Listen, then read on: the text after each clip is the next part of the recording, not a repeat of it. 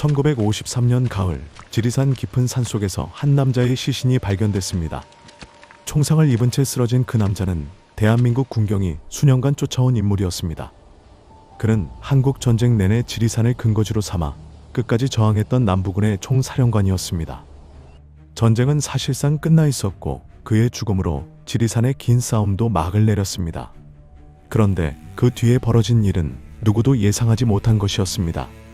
적의 시신 앞에서 한 남자가 조용히 무릎을 꿇었습니다. 군인도 동료도 아니었습니다. 그는 이 남자를 쫓던 경찰이었습니다.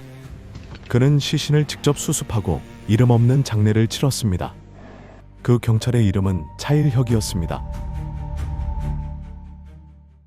차일혁은 대한민국 경찰 총경으로 기록되지만 그 이전의 삶은 전혀 다른 궤적을 그렸습니다. 일제강점기를 몸으로 살아낸 세대였고 그 시대가 강요하는 선택 앞에 여러 번 멈춰선 사람이었습니다. 독립운동가였다가 수배자였다가 경찰이 됐고 다시 의심받는 자가 됐습니다. 그 삶 어디에도 단순한 이름표를 붙이기 어렵습니다. 그가 어떤 사람이었는지를 알려면 그의 17살로 먼저 돌아가야 합니다. 평안북도의 한 학교에서 17살 차일혁은 한 장면을 목격했습니다. 일본 고등계 형사가 조선인 교사를 학생들 앞에서 공개적으로 끌어내 모욕하고 있었습니다. 고등계 형사는 사상범을 감시하고 단속하는 일본 경찰 중에서도 가장 두려운 존재였습니다.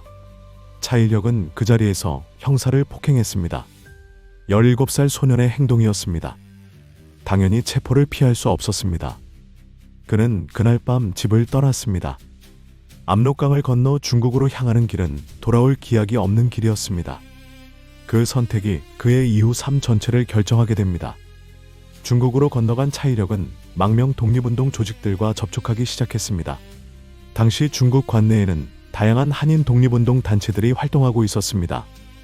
그 가운데 우한에서 결성된 조선의용대는 중국 본토에서 만들어진 최초의 한인 무장 조직이었습니다. 차일혁은 조선의용대에 입대했습니다. 의용대는 중국 국민당군과 함께 항일 전선에서 유격 활동을 펼쳤습니다. 선전, 정보 수집, 직접 전투까지 구성원들은 전방을 가리지 않았습니다. 20대 초반의 청년이 땅에서 총을 들었습니다. 조국으로 돌아갈 날을 기약하며 전선을 넘었습니다. 독립운동의 세계에는 겉으로 보이지 않는 또 다른 전쟁이 있었습니다. 내부 첩자, 밀정의 문제였습니다. 1932년 아나키스트 계열의 독립운동가 우당 이회영 선생이 일본 경찰에 체포됐습니다. 그는 명문 가문의 재산을 모두 정리해 독립운동에 헌신한 인물이었습니다. 상하이에서 체포돼 미순 감옥으로 이송된 그는 끝내 옥중에서 순국했습니다. 그 배후에 밀정이 있었다는 사실이 나중에 드러났습니다. 독립운동 진영은 크게 흔들렸습니다. 같은 편이라 믿었던 사람이 적과 내통하고 있었습니다. 차일혁이 활동하던 시기에 독립운동 조직 내에서도 밀정 색출은 언제나 긴장의 중심이었습니다. 믿을 수 있는 사람과 그렇지 않은 사람을 가려내는 일이 작전만큼 중요한 과제였습니다. 1945년 8월 해방이 됐습니다. 그러나 거리가 바뀌는 데는 시간이 걸렸습니다. 총독부 건물에 걸린 깃발이 내려졌지만 그 아래에서 일했던 사람들이 모두 사라진 것은 아니었습니다. 일제강점기에 조선인을 고문하고 탄압했던 일부 일본 형사들은 여전히 거리를 활보하고 있었습니다. 정식 처벌이 이루어지기를 기다리는 사람들도 있었지만 차일혁은 기다리지 않았습니다. 그는 직접 이들을 찾아가 처단했습니다. 그 행동은 해방의 혼란 속에서도 분명한 명분이 있었지만 이미 미 군정이 통치하는 시대였습니다. 차일혁은 곧 미 군정의 수배자가 됐습니다. 독립운동가가 해방된 나라에서 쫓기는 신세가 된 것입니다. 1950년 6월 한국전쟁이 발발했습니다. 전선은 빠르게 남쪽으로 내려왔고 전쟁의 소용돌이 속에 차일혁도 다시 소환됐습니다. 그는 제18 전투경찰 대대장으로 임명돼 지리산 일대의 빨치산 토벌 작전을 이끌게 됐습니다. 지리산에는 전쟁 중에도 투항하지 않은 무장 세력이 남아 있었습니다. 산세가 깊고 복잡한 지리산은 은거와 게릴라 전술에 유리한 지형이었습니다. 토벌 작전은 단순한 수색이 아니었습니다. 마을과 산이 뒤엉킨 전선에서 민간인과 전투원을 구분하는 것조차 쉽지 않았습니다. 차일혁은 무력 진압보다 먼저 설득을 시도했습니다. 귀순을 원하는 자에게는 길을 열어주고 사살보다 투항을 유도하는 방식을 택했습니다. 그것이 지휘관으로서 그가 내린 원칙이었습니다.